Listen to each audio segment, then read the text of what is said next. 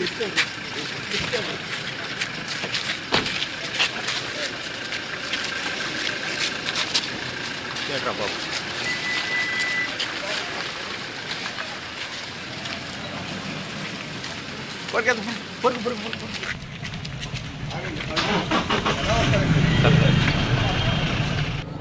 అబ్బాయి 2018లో ఇచ్చాడు అతనికి 95 లక్షలు.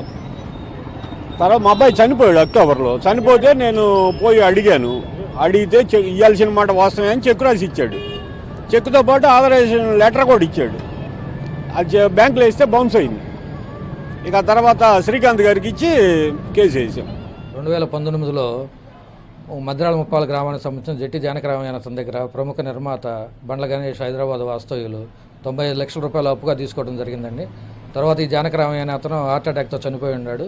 వాళ్ళ నాన్నగారు పోయి అమౌంట్ గురించి అడగగా 95 లక్షలకి 1919లోనే చెక్ ఇవ్వడం జరిగిందండి. ఆ చెక్ బ్యాంకులో ప్రజెంట్ చేస్తే బౌన్స్ అవ్వడం జరిగింది. తర్వాత అతను ఎన్నిసార్లు అడిగినా కూడా అతను ఎటువంటి సమాధానం లేకపోతే కోర్టులో కేసు దాఖలు చేయడం జరిగింది. 2019 నుంచి ఇప్పుడు దాకా కేసు జరిగింది. ఈరోజు కేసులో తుది తీర్పు రావడం జరిగిందండి.